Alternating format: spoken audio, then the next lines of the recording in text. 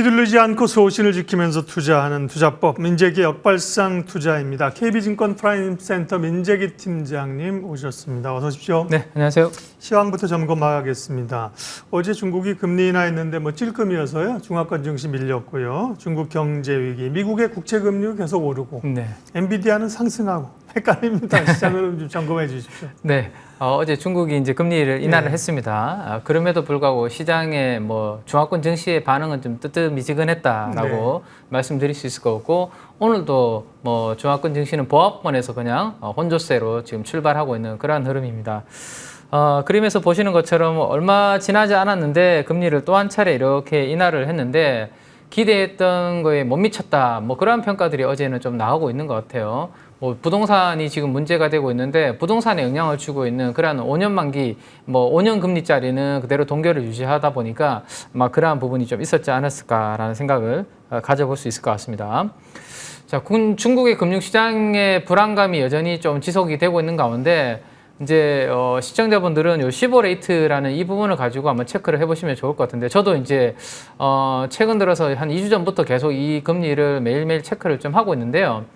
어제 같은 경우를 보면 어제도 지금 마찬가지로 좀 불안감이 여전하다라고 볼 수 있을 것 같아요. 무슨 말씀이냐면 제일 위에 있는 이 금리가 1.9370인데요. 그 밑에 있는 1주짜리 금리가 1.8750입니다. 금리는 이제 기간이 길어질수록 좀 높아져야 되는 게 일반적이죠, 그죠? 근데 하루짜리의 오버나잇 금리가 상대적으로 더 높은 그러한 그림을 보여주고 있고, 1주짜리보다 2주짜리가 높은데 또 1개월짜리는 그 밑에 있습니다. 이게 들쑥날쑥하고 있는 거죠. 뭔가 시장의 불안감이 금융시장에는 좀 이어지고 있다라고 볼 수 있을 것 같아요. 어느 순간 이 15레이트라는 금리를 확인을 했는데, 만약에 이런 수익률 곡선으로 단기물보다 기간이 길어질수록 금리가 이렇게 높아지는 그러한 정상적인 흐름이 나타나면 아마 그때쯤이면 중국 증시가 좀 안정을 찾지 않을까, 이렇게 한번 생각해 보시고 계속 이 지표를 한번 체크를 해보시고 저도 한번 계속 점검을 하도록 하겠습니다. 자, 어제 하루 동안의 흐름인데요. 어제 일간 기준으로 지금 보시면 상해지수, 선전지수는 1% 초반으로 이렇게 하락을 했고, 항생지수가 상대적으로 더 이렇게 큰 폭으로 하락하면서 2% 가깝게 하락하는 그런 부분들이 좀 있었는데요. 네, 부동산 관련주들이 홍콩이 아무래도 많으니까. 네, 그렇죠? 부동산 관련주들이 영향을 좀 많이 주고 있는데, 그 관련해서 이제 방금 박사님 말씀하신 부분들을 함께 요 그림으로 가지고 왜 이렇게 이제 상대적으로 좀 차이가 나타나는지에 대해서도 설명을 좀 드리도록 그렇게 하겠습니다. 자, 지금 보시면 위에 검은색 그래프가요, 상해 부동산 지수다라고 보시면 될 것 같고, 초록색이 홍콩의 부동산, 항생 부동산 지수다라고 보시면 될 것 같습니다. 일단 지수에 편입되어 있는 부분들을 확인해 보니까 상해 부동산 지수에는 주로 국영기업들이 많이 편입이 되어 있는 부분들이 있고요. 항생 부동산 지수에는 민간기업들이, 민영기업들이 편입되어 있는 부분들이 있습니다. 그러면 상대적으로 이렇게 불안감이 좀 클 때 그래도 국영기업들이 편입되어 있는 쪽에 신뢰도가 좀 높다라는 부분이 이렇게 좀 수익률의 차이를 좀 나타내주고 있는 부분이 있는 것 같고, 또 하나는 이제 항생 부동산 지수의 특징 중에 하나가 여기에 있는 기업들이 여기에 달러채 조달 비중이 상대적으로 좀 높다라고 보시는 게 맞을 것 같습니다. 그럼 여기에 달러채 조달 비중이 높다라는 것은 금리의 변동성에, 그다음 환율의 변동성에 상대적으로 민감도가 좀 높다라고 볼 수 있겠죠. 그래서 미국의 10년물 국채금리가 최근에 오늘 새벽에도 4.3%를 돌파하는 그러한 그림이 나왔고, 위안화 약세 달러 강세 흐름이 이렇게 만들어지는 구간에서 상대적으로 좀 민감하게 반응하는 쪽은 여기 항생 부동산 지수 쪽이 그런 반응을 좀 보이고 있다라는 부분을 보셔야 되는데, 그러면 이 부분이 좀 안정을 찾아야 되는데, 이 부분이 안정을 찾으려면 주 후반에 우리가 또 잭슨홀 미팅 이벤트도 기다리고 있죠, 그죠? 그래서 그 부분까지 우리가 체크를 좀 해봐야 되는데요. 다행스러운 부분은 오늘은 지금 상해랑 홍콩이 약간 보합권에서 움직이는 이유가 혹시나 싶어서 좀 걱정을 했는데요.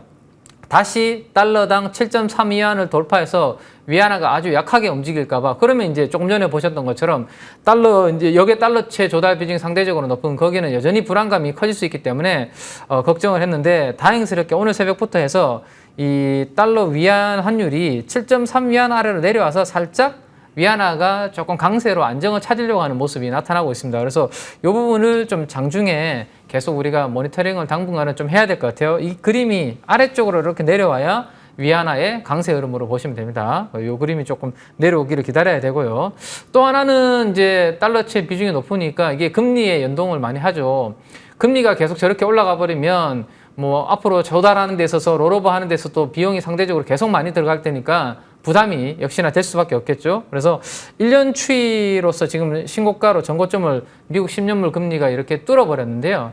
이 부분이 이번 주에 이제 잭슨 홀 미팅에서 어떤 또 파월 의장의 25일 밤에 발언에 따라서 변화를 보이는지도 계속 좀 체크를 좀 해야 되지 않을까 싶은데, 최근에 이제 FMC 뭐 관련해서 9월달, 11월달에 이제 FMC 회의가 열리는데요. 9월달은 보니까 지금 거의 90% 확률로 금리가 동결될 것으로 지금 이미 전망이 되고 있습니다. 그래서 9월달은 건너뛰고 아마 11월 정도에 금리를 인상 확률이 지금 점점 높아지고 있습니다. 어제 제가 체크하니까 33%였는데 오늘 새벽에 체크하니까 거의 41% 가깝게 11월달 금리 인상 확률이 25bp 인상 확률로 올라오고 있습니다. 그래서 당분간 FMC에서 금리 인상 확률이 높은 구간으로 지금 생각을 하고 있다라면 이번 주에 좀 급한 불을 파월 의장이 잭슨 홀 미팅에서 뭐 꺼주면 다행이고요.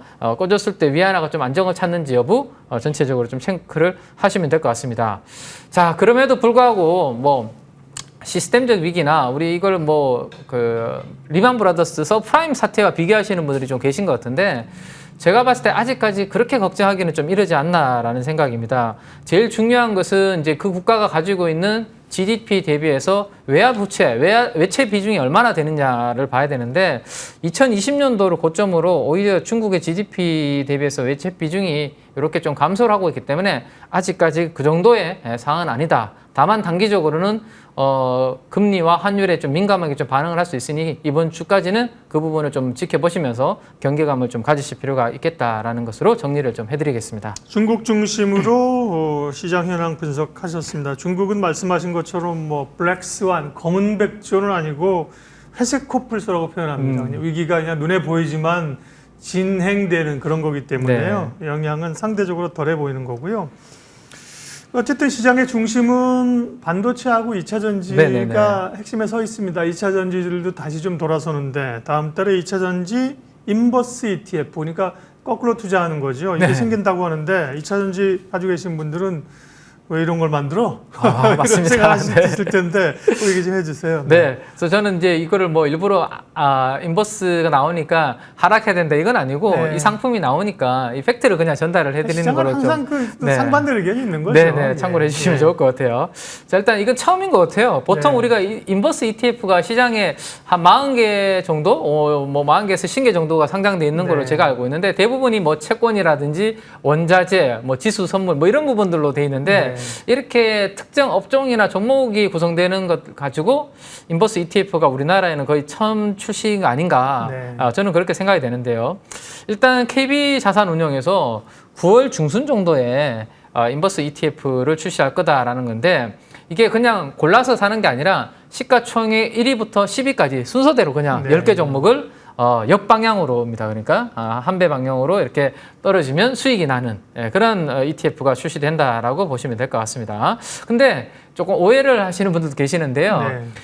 기사에는 다 인버스 ETF 출시하는 것만 이렇게 나오고 있거든요. 근데 당일날 정방향으로 올라갈 때도 수익이 나는 것을 동시에 상장을 합니다. 그러니까 선택을 하는 거죠. 이제 나가 올라갈 것 같으면 정방향으로 하면 되고, 이제 조금 쉴 것 같다. 그러면 이제 인버스 쪽으로 하는 건데 동시에 이게 상장한다라는 것은 참고를 하시면 좋을 것 같고, 그러면 시가총액 10위 안에 드는 종목들의 비중이 어떤 종목들이 크냐? 당연히 양극재 비중이 가장 크겠죠, 그죠? 그리고 우리 배터리 셀 업체들 이들의 비중이 10개 내에서 상대적으로 좀 높다라는 것을 참고를 하시면 될 것 같고, 2차 전지 관련주들이 오늘은 어제에 이어서 좀 반등을 좀 주고 있는데 뭐 단기적으로 이렇게 좀 조정 구간에서 트레이딩을 활용할 수 있는 그러한 부분들에 아마 수요를 겨냥한 게 아닌가라고 내용은 나오고 있습니다. 자, 한번 보시면 10개 종목들이 어떻게 편입 비중이 되는지에 대해서 한번 체크를 해보면 에코프로와 에코프로 BM 이 두 종목을 이렇게 합하니까요 한 38% 정도 가깝게 이 두 종목이 비중을 차지하고 있습니다. 그래서 상당히 이 두 종목의 방향성이 앞으로 이 ETF에는 중요하게 작용을 할 것 같고요.